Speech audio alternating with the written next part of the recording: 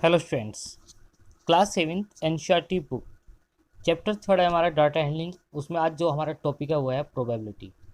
Probability बहुत ही important और easy topic है आपके लिए, और इम्पोर्टेंट भी काफ़ी है। ये आपको आगे नाइन्थ और टेंथ दोनों क्लासेस में इसके ऊपर भी एक एक एक्सरसाइज आपको मिलेगी और काफ़ी इंपॉर्टेंट है आपके लिए। तो इसमें क्या होता है प्रोबेबिलिटी में? प्रोबेबिलिटी का मतलब सबसे पहले हम समझते हैं, हम देखते हैं कि कोई भी इवेंट जब होता है, कोई भी घटना घटती है, तो उसमें कई चीज़ें आ जाती है कि ये होगा, वो होगा, ये नहीं होगा, वो होगा। इसमें हमें चांसेस देखते हैं कि किसी चीज़ के होने ना होने के कितने चांसेस है। मीन्स सपोज करो कल की बारिश के बारे में बात करते हैं। आपने बादल देखा, मौसम ख़राब है, तो आप देख के कहेंगे ओ बारिश के चांसेस है, कल बारिश हो सकती है। हो सकती है। अगर मौसम ज़्यादा ख़राब है, बादल ज़्यादा मात्रा में, तो आपको यकीन होगा कि हाँ बारिश होगी। बादल कुछ कम है तो आपको लगेगा कि बारिश हो भी सकता है, नहीं भी। ऐसी बहुत सी बातें होती है, जैसे कि आपने एक सिक्का उछाला।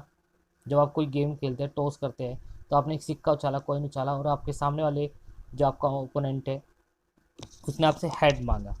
तो जब सिक्का हवा में रहता है तब आपके मन में एक माइंड में एक बात रहती है कि क्या हेड आएगा कि टेल आएगा।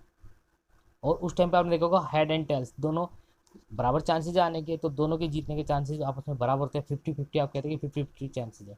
तो प्रोबेबिलिटी में यही बात हम डिस्कस करते हैं कि किस चीज़ के होने के कितने चांसेज है, कितने नहीं। उसमें सबसे पहली बात होती है पॉसिबल आउटकम्स। पॉसिबल आउटकम्स क्या होते हैं कि किसी चीज़ काम को जब हम करते हैं तो उसमें क्या क्या हो सकता है। जस्ट लाइक जैसे कि when a coin is tossed, जब आपने एक सिक्का उछाल दिया तो क्या हो सकता है? हेड आ सकता है और टेल आ सकता है। तो इस तरीके से आपके जो पॉसिबल आउटकम्स है वो कितने हो गए? 2। या for example when a dice is thrown, जब एक डाइस को, जो कि लूडो खेलते हैं ना जब, और आजकल तो लूडो वैसे भी पॉपुलर गेम हो चुका है, तो जब लूडो खेलते हैं हम डाइस फेंकते हैं तो उसमें पॉसिबल आउटकम्स क्या हो जाते हैं आपके? 1 आ सकता है, 2 आ सकता है, 3 आ सकता है, 4 भी आ सकता है, 5 भी आ सकता है, एंड 6 भी आ सकता है। क्योंकि उसमें 6 नंबर तक तो इनमें से कोई भी नंबर आ सकता है, तो हमारे टोटल आउटकम्स कितने हो जाते हैं? 6 हो जाते हैं। तो ये तो होते हैं हमारे पॉसिबल आउटकम्स। अब बात करते हैं हम फेवरेबल आउटकम्स की। ये क्या होता है कि जब आप लूडो में डाइस फेंकते हो तो आपको चाहिए होता है 3 4 2, कुछ भी आपको चाहिए होता है। तो जो आपको चाहिए होता है, जो आप विश करते कि आए, that is called your favourable outcomes. जैसे सिक्का उछाला, हेड और टेल, मैंने हेड मांगा तो मेरा फेवरेबल आउटकम्स क्या होगा? हेड। तो कितनी बार हेड इसमें? 1 बार। तो मेरा फेवरेबल आउटकम क्या हो जाएगा? 1। अगर आपने डाइस फेंकी और मुझे इवन नंबर चाहिए, तो इवन नंबर कितने हैं? 1 2 1 2 एंड 3, तो 3 टाइम्स है। तो मेरा जो फेवरेट आउटकम्स हो जाएगा कितना हो जाएगा? 3। एग्जाम्पल में आप समझेंगे, उससे पहले मैं बता दूँ प्रोबेबिलिटी निकालने का फॉर्मूला जो होता है हमारा, वो होता है favourable outcome upon possible outcome. Favourable outcome upon possible outcome. तो देखिए यहाँ पे फॉर एग्जाम्पल के find the probability of getting an even number when a dice is thrown once. जब हम किसी सिक्के को, उसको सॉरी लूडो को, में डाइस को एक बार थ्रो करते हैं तो तब। तो सबसे पहले आप निकालेंगे पॉसिबल आउटकम्स।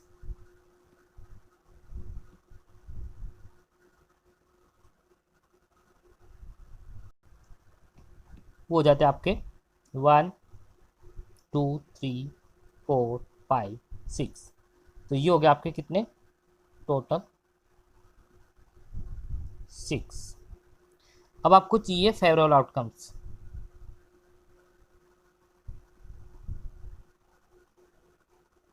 ऑफ कई के लिए?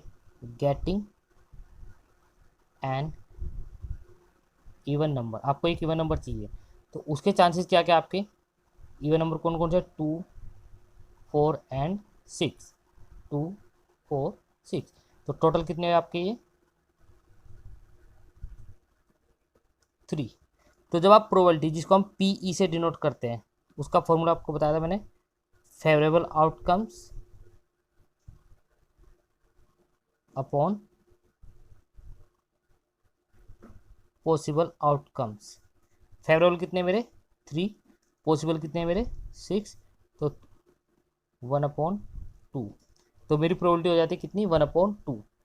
ऐसे अगर मैंने एक एग्जांपल और लिया आपके लिए, जब हम किसी एक कॉइन को टॉस करते हैं 2 बार, ट्वाइस, मैंने 2 बार उछाला, तो हमारे जो पॉसिबल आउटकम्स हो जाएंगे वो क्या हो जाएंगे? मे भी दोनों बार हेड आ जाए, हो सकता है एक पे हेड फर्स्ट वाले पे और सेकंड में टेल आ जाए, या फिर फर्स्ट में टेल सेकंड में हेड आ जाए, या फिर दोनों पर टेल आ जाए। तो टोटल कितने हुए मेरे? 4 पॉसिबल आउटकम तो हो गए टोटल मेरे 4। अब मुझे गेटिंग 2 हेड्स, फेवरेबल आउटकम जो है मेरे ऑफ गेटिंग 2 हेड्स, मुझे 2 हेड्स चाहिए। तो 2 हेड्स सिर्फ एक बार आया है, बाकी में तो सिंगल हेड एंड टेल है या टेल टेल है। तो मेरा फेवरेबल आउटकम कितना हुआ? 1। तो जो मेरी प्रोबेबिलिटी हो जाएगी इसकी, वो हो जाएगी 1 फेवरेबल अपॉन पॉसिबल 4। अब इसमें कुछ चीज़ों बात होती है आपको जो डिस्कस करनी चाहिए हमें। सर्टेन टू हैपन क्या होता है? Impossible event and can happen but not certain. देखिए सर्टेन टू हैपन का मतलब है बिल्कुल पक्का होगा ही होगा, उसके फुल चांसेस है। तो फुल चांसेस जब हो जाते हैं तो प्रोबेबिलिटी हो जाती है आपकी, जो आपकी प्रोबेबिलिटी हो जाएगी वो हो जाएगी 1। सर्टेन टू हैपन की प्रोबेबिलिटी हो जाती है 1। इम्पॉसिबल इवेंट का मतलब है कि वो हो ही नहीं सकता, नॉट पॉसिबल। जैसे कि अगर आपसे कहा जाए कि आज संडे है तो कल फ्राइडे होगा, आप कहेंगे बिल्कुल भी नहीं हो सकता, पॉसिबल ही नहीं है, संडे के बाद तो हमेशा मंडे ही आता है। तो ये इम्पॉसिबल इवेंट हो गया। ऐसे बहुत सी बातें आपके सामने आ सकती है जो इम्पॉसिबल होगी, तो उनकी प्रोबेबिलिटी होती है 0। And can happen but not certain, हो सकता है बट नॉट सर्टेन का मतलब निश्चित नहीं है, हो सकता है। तो ऐसी उसकी प्रोबेबिलिटी जो है वो बिटवीन 0 एंड 1, वो 0 से 1 की होगी। तो जो हमारी प्रोबेबिलिटी होती है बिटवीन लाइज करते हुए 0 से स्टार्ट होती है और 1 तक हो सकती है, 0 से कम नहीं रहेगी, माइनस में कभी नहीं आएगी, एंड 1 से ज़्यादा नहीं होगी। हमारी प्रोबेबिलिटी 0 से 1 के बीच। अगर कोई चीज़ पॉसिबल है, पॉसिबल का सर्टेन टू हैपन है, तो उसकी प्रोबेबिलिटी 1 हो जाएगी, इम्पॉसिबल है तो 0 होगी, और बाकी सब इसके बीच में रहेगा।